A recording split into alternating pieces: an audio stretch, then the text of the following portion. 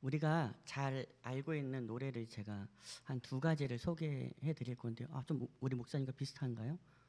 좀 다르게 하기 위해서 저는 노래를 준비하지 않고 제가 불러드릴 겁니다. 혹시 그 구전으로 전해져 오는 노래인데요. 동화로도 있고요. 우리가 손놀이라고 하죠. 쎄쎄쎄로도 했던 노래가 있습니다. 주인공은 여자고요. 뭘까요? 신데렐라입니다. 혹시 그 노래 아시나요? 같이 한번 불러볼까요? 시작. 부모님을 잃고요. 오케이, 거기까지. 계모와 언니들에게 구박을 받았더래요 라는 노래 하나가 있고요. 그리고 이것도 몇 년 된 건데 아주 유행하던 드라마가 있습니다. 여기 딱 점 하나 찍고 나오는, 뭔지 아시나요? 이 노래 가사는 이렇습니다. 왜 너는 나를 만나서 왜 나를 아프게만 해. 노래 모르시나요? 이게 제목이 뭐죠? 노래 제목. 노래 제목이 용서 못해입니다. 네. 우리가 흔히 나에게 해를 끼치거나 나를 억울하게 하거나 나를 이렇게 힘들게 하는 사람에게 우리는 그 사람을 대해서 어떻게 합니까? 복수하겠다는 생각을 해요. 그래서 옛날 드라마에도 죄송합니다. 교회에서 이 예배 시간에 그 귀신 나오는 드라마 있잖아요. 전설의 고향이라고. 그 귀신들이 왜 이렇게 나와서 그렇게 사람들을 괴롭힐까요? 복수하기 위해 그렇게 괴롭힙니다. 세상은 이렇게 복수를 합니다. 나에게 해를 끼치거나 나에게 억울한 일을 당하게 하면 이렇게 복수를 하고, 또 방송, 미디어에서도 그런 것들을 많이 보도되면서 그런 드라마들을 우리가 많이 봅니다. 흔히 많이 도는 짤 가운데도 김치 싸대기 아시죠? 이런 것만 봐도 복수를 해야 합니다. 용서할 수 없기 때문에. 그런데요, 제가 소개할 이 사람은 좀 달랐어요. 처음엔 그가 했던 그런 행동들을 이렇게 살펴보면 제가 저러니까 사람들에게 미움을 받지, 야, 쟨 저러도 싸다 라고 생각할 수 있습니다. 그렇지만 그는요, 철저히 본인이 했던 것이 세상과 달랐다는 것을 알고 믿고 있었습니다. 왜냐하면 자신을 통해서 하나님의 계획하심이 있고 하나님이 일하실 것이라는 것을 믿고 나아갔기 때문에 그랬습니다. 이 사람들에게 미움받고 그 괴롭힘을 당했던 그 인물은 누구였을까요? 우리가 다 읽었듯이 창세기의 마지막을 장식하는 인물인 요셉입니다. 자, 어떤 사람이었나요? 야곱의 형제가 총 12명 가운데 아버지 야곱이 가장 사랑했던 아들이었습니다. 창세기 37장 3절에 요셉은 노년에 얻은 아들이므로 이스라엘이 여러 아들들보다 그를 더 사랑함으로 그를 위하여 채색옷을 지었더니, 노년에 얻은 아들이라고 이렇게 기록되어 있는데요. 한편으로 제가 이렇게 생각해 봤을 때 이 야곱이 가장 사랑했던 아내가 라헬이었습니다. 그 라헬이 힘들게 얻었던 첫 아들이 요셉이었기에 어쩌면 이 야곱은 더 이 요셉을 더 사랑하지 않았을까, 그렇게 생각을 합니다. 그래서 그에게 아주 예쁜 채색옷까지 지어서 입혀줍니다.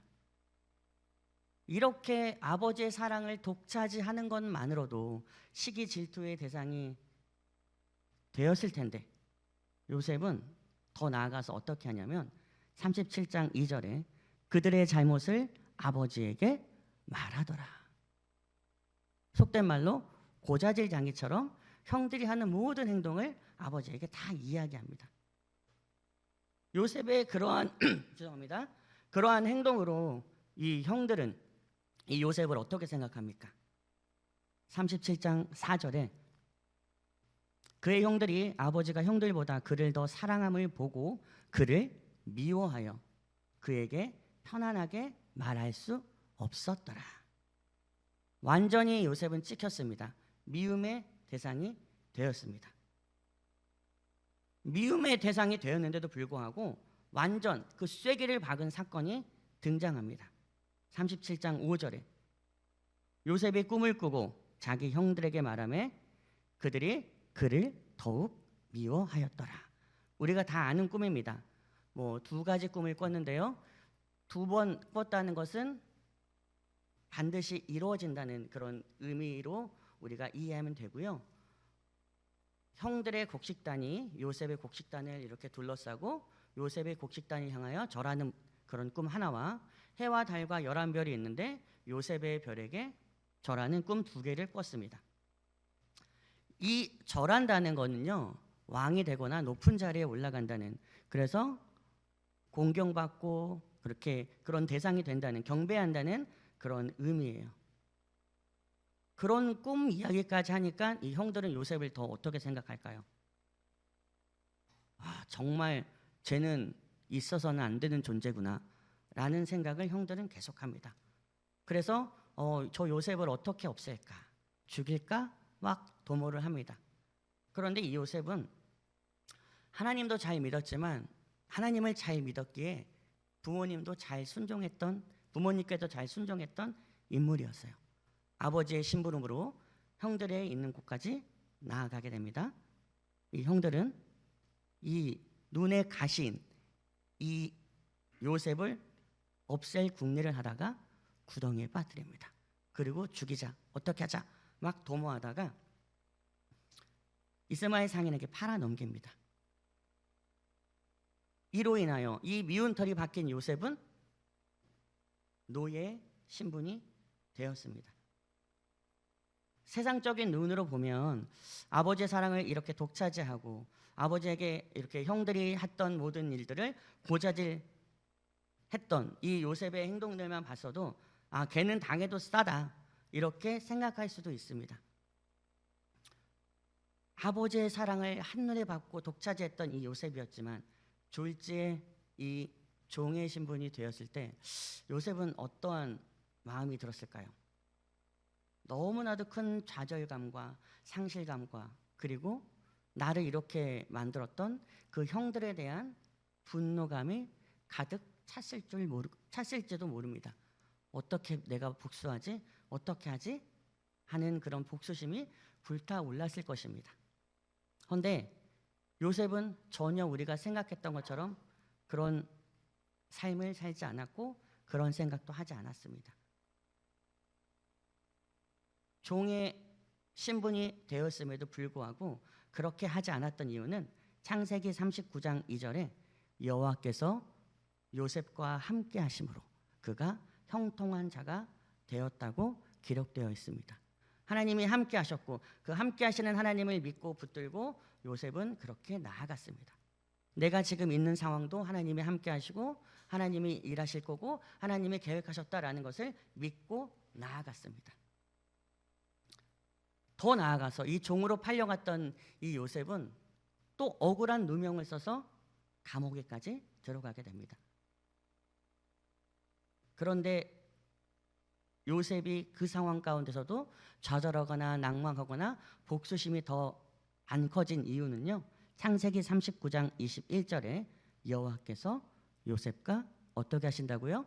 함께 하시고 하나님이 여전히 요셉과 함께 하셨고 요셉이 함께 하시는 하나님을 붙들었고 하나님과 동행했습니다. 결국 함께 하셨던 하나님과 동행했더니 형통케 되어서 요셉이 애굽의 총리가 됩니다. 창세기 41장 38에서 39절 이와 같이 하나님의 영에 감동된 사람을 우리가 어찌 찾을 수 있으리요 하고 하나님이 이 모든 것을 내게 보이셨으니 너와 같이 명철하고 지혜 있는 자가 없도다. 결국 이 요셉 자신이 꾼 꿈처럼 하나님이 형통케 하셔서 애굽의 총리가 되게 하셨습니다. 자, 이제 신분이 바뀌었어요. 그러면 충분히 복수할 수 있습니다.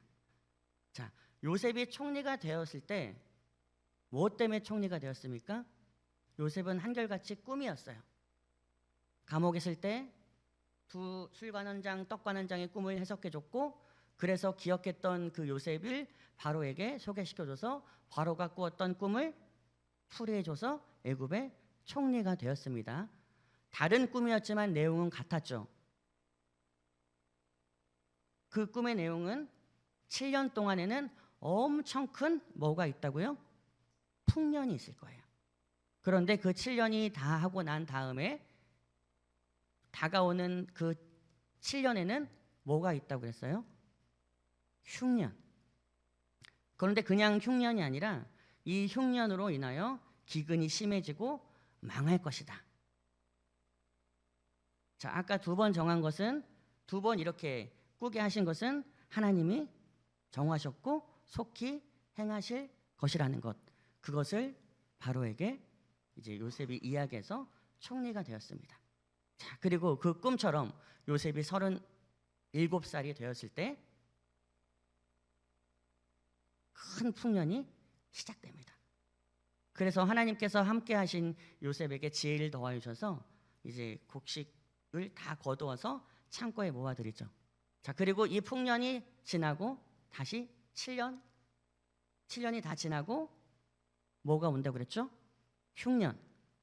그 7년이 다시 시작될 때 어떻게 됩니까? 그 전에 있었던 좋은 일은 다 기억이 안 납니다. 우리도 그래요. 행복하고 기뻤던 일이 그 순간에는 너무 좋은데 우리가 막 슬프고 힘든 일이 찾아오면 그 좋았던 일이 하나도 기억이 안 납니다. 그 순간에 빠져버리게 됩니다. 지금 이 애굽 땅뿐만 아니라 전국이 이렇게 흉년으로 기근이 들어서 힘들어하고 어려움을 겪고 있게 됩니다. 그래서 백성들은 이제 막 바로에게 간청하죠. 우리에게 곡식을 좀 달라. 그래서 바로는 요셉에게 가서 달라고 해라 라는 이야기를 하고, 이 이야기가 요셉의 가족들에게도 전달됩니다. 그래서 이 아버지 야곱은 이 요셉의 형들에게 이야기합니다. 뭐 하고 있어? 저기 애굽 땅에 가면 곡식이 있대. 가서 좀 사와라. 이거 가지고 가서 사와라 하고 요셉의 형들 10명만 보내고 동생 베냐민은 보내지 않았어요. 자, 드디어 원수는 이 외나무 다리에서 만난다고 했던 것처럼 형들을 만나게 됩니다. 곡식을 사러 이 형들은 애굽에 이르렀고 총리 요셉에게 가서 어떻게 했냐면 창세기 42장 6절에 요셉의 형들이 와서 그 앞에서 땅에 엎드려 절하매. 자, 이것은 요셉이 꾸었던 꿈입니다. 그 꿈대로 이루어집니다. 자, 그런데 요셉의 형들은 요셉을 알아보았을까요? 어렸을 때 이렇게 헤어졌기 때문에 알아보지 못했어요. 죽은 줄로만 알았을 겁니다. 그런데 요셉은 형들을 알아보았어요. 자, 요셉의 신분 복수할 수 있을까요? 없을까요? 힘들게 만들 수 있을까요? 없을까요? 성경을 쭉 읽어나가면 복수하는 것 같습니다. 알아보지 못한 형들을 향해서 요셉이 알지만 이렇게 질문합니다. 42장 7절에 너희가 어디서 왔느냐? 정말 몰라서 물었을까요? 알지만 물었습니다. 얼마나 미웠을까요? 얼마나 용서할 수 없는 마음이 들어서 복수하고 싶었을까요? 허나 그는 달랐습니다. 왜냐하면 여호와께서 요셉과 함께 하심으로 그가 형통한 자가 되어 형통한 삶을 살아가고 있었기 때문에.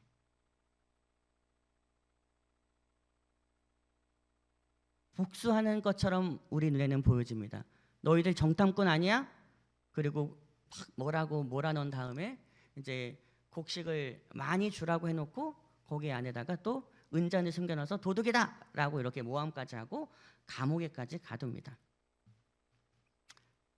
복수하는 것처럼 보여요.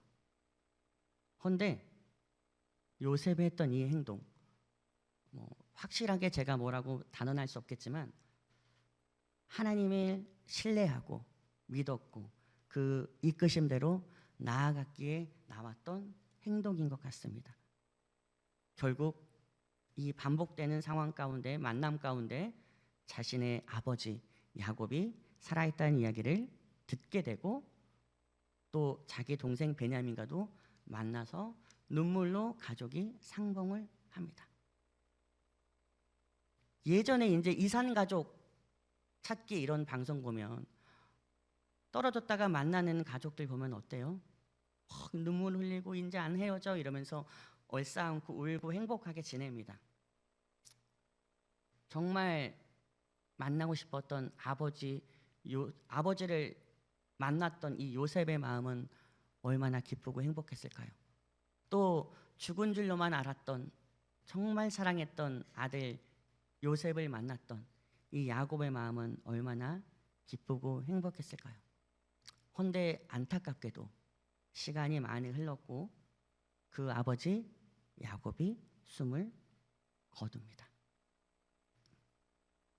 아버지와 함께 할 때는 크게 와닿지 않았을 것 같습니다. 그런데 아버지가 돌아가신 후에 이 요셉의 형들의 마음에는 무언가 변화가 생기기 시작합니다.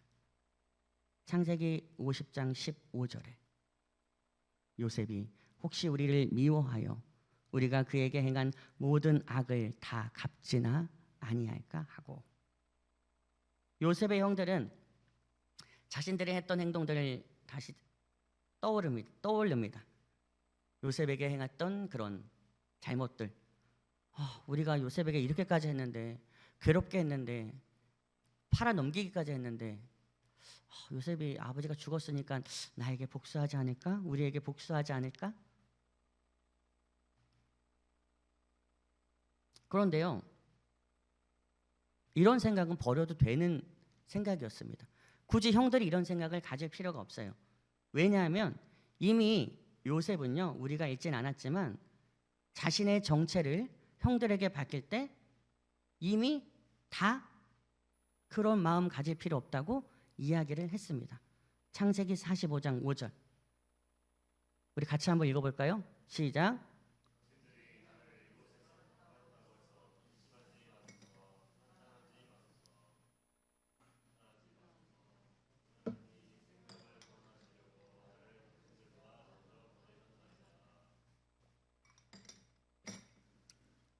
뭐라고 하고 있습니까? 두려워하지 말고 한탄하지 말라고 이야기를 합니다. 이미 용서를 했어요.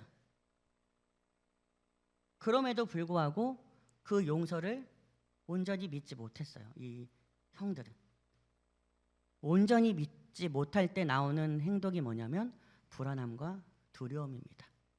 우리도 똑같은 것 같아요. 우리가 예수님을 믿고 하나님을 믿는다고 하지만 그분을 온전히 믿고 신뢰하지 않을 때 우리에게 엄습해 오는 게 바로 형들이 경험하는 불안과 두려움이에요.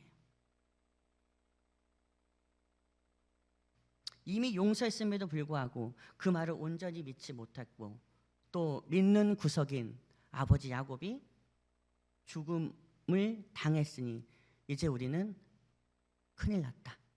우린 답이 없다. 형들은 불안에 계속 떨고 있습니다. 왜 그럴까요? 흔히 우리가 많은 방송에서 봤듯이 요셉이 신분이 바뀌었습니다. 아주 높은 자리에 올라갔어요. 그래서 그 힘으로 복수할 수 있어요. 마음대로 해도 뭐라고 할 수 없는 입장이에요, 형들은. 그렇기 때문에 형들은 그 요셉이 이미 용서를 선언했음에도 불구하고 두려워 떨고 불안해합니다. 왜 그러냐면 그 신분을 갖고 있었으면 어떠한 징계나 어떠한 대가를 형들이 나한테 이렇게 했으니까 나한테 이렇게 해줘 라고 요구할 수도 있었을 텐데 요셉은 전혀 그런 게 없었어요. 그렇기 때문에 제가 지금 총리가 되었으니까 어떻게 우리에게 할지 큰일 났다. 우린 죽은 목숨이다 라는 생각에 계속 사로잡혀 있었던 것입니다. 그랬던 형들은 요셉에게 직접 찾아가지 못하고 사람을 보내서 이렇게 말을 전합니다. 16절 17절. 당신의 아버지가 돌아가시기 전에 명령하여 이르시기를 내 형들이 내게 악을 행하였을지라도 이제 바라건대 그들의 허물과 죄를 용서하라 하셨나니 당신 아버지의 하나님의 종들인 우리의 죄를 이제 용서하소서 하매. 우리의 아버지가 아니라 당신의 아버지라고 합니다. 그리고 우리 종들이라고 이렇게 얘기합니다. 이럴 필요 없어요. 이럴 필요가 없음에도 불구하고 요셉은 이미 용서했습니다. 그럼에도 믿지 못했어요. 불안해했어요. 두려워했어요. 그래서 아버지의 유언이라고 하면서 다시 한번 용서를 구합니다. 요셉은 그런 모습을 보고 복수심보다 시원한 마음보다 너무 속상하고 안타까운 마음에 눈물을 흘립니다.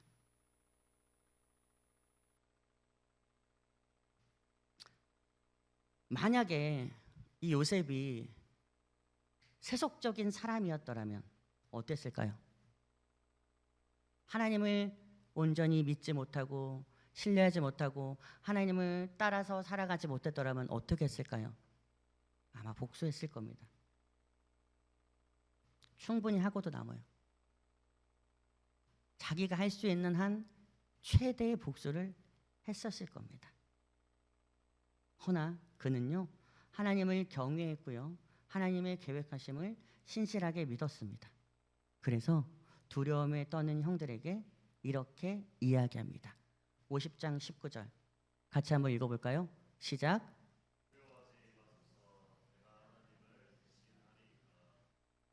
두려워하지 말라고 합니다. 복수하고 이렇게 벌 주는 건 하나님만이 할 수 있지 내가 할 수 있는 게 아니다라고. 형들, 내가 어떻게 하나님을 대신해서 이렇게 복수하고 그렇게 할까요? 두려워하지 마세요. 내가 하나님을 대신할 수 없어요 라고 그들에게 이야기합니다. 그냥 이 이야기만 하는 게 아니라 50장 20절 21절을 보면 당신들은 나를 해하려 하였으나 하나님은 그것을 선으로 바꾸사 오늘과 같이 많은 백성의 생명을 구원하게 하시려 하셨나니 당신들은 두려워하지 마소서. 내가 당신들과 당신들의 자녀를 기르리다 하고 그들을 용서를 넘어서 위로까지 하는 것을 우리는 볼 수 있습니다.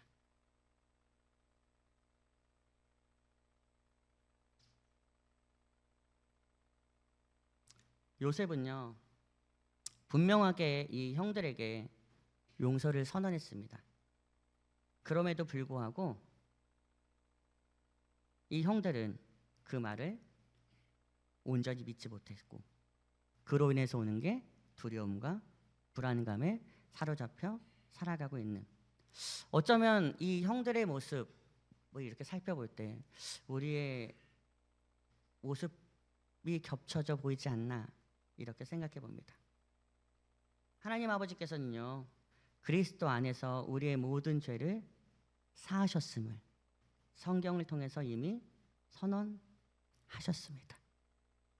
제가 앞부분에서도 말씀드렸듯이, 그런데 그럼에도 불구하고 그 하나님이 선언하셨던 그 말씀, 그 하나님 아버지, 이 예수 그리스도를 우리가 온전히 믿지 못하여서 우리는 어쩌면 두려워하고 이 불안감에 사로잡힌 채 살아가고 있지 않나 생각해 봅니다.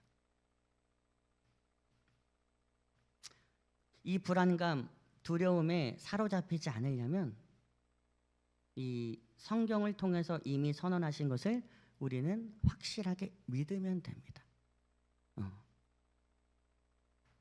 로마서 8장 1절에 이렇게 되어 있습니다. 그러므로 이제 그리스도 예수 안에 있는 자에게는 결코 정죄함이 없나니.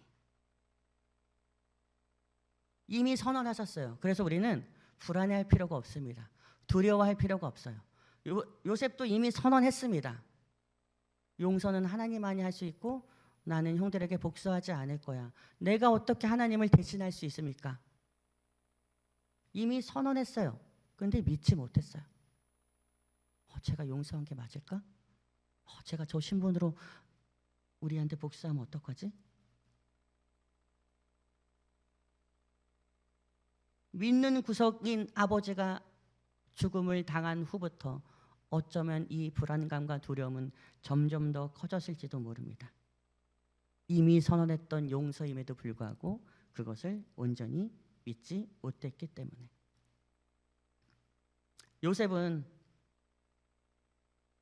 요셉 자신을 이렇게 처절하게 팔아넘긴 형제들을 책망할 수 있습니다. 그리고 얼마든지 그 형제들 위해 군림할 수 있는 지위와 권세를 가지고 있었습니다. 그럼에도 불구하고 요셉은 그것을 자랑치 않았어요.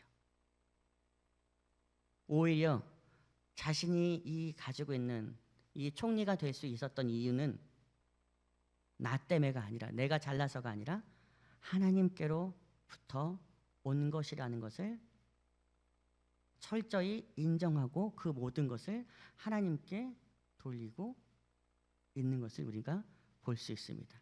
그게 19절이에요. 내가 하나님을 어떻게 한다고요? 대신하리까. 우리가 자리가 높아진다고 할지언정 하나님이 높이신 것이 내 그런 걸로 높아질 수 없습니다. 전혀 우리는 하나님을 대신할 수 없고 그 자리에 맡겨주신 사명만 잘 감당하면 되는 것을 요셉은 알고 있었습니다.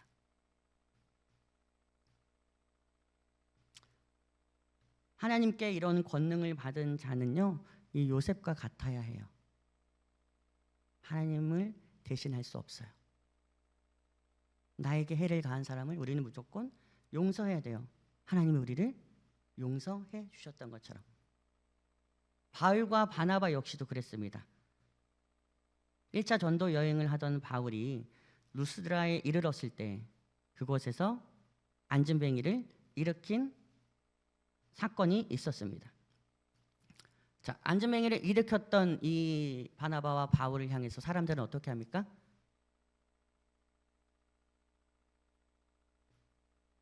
왕으로 세우려고 합니다. 막 치켜 세웁니다.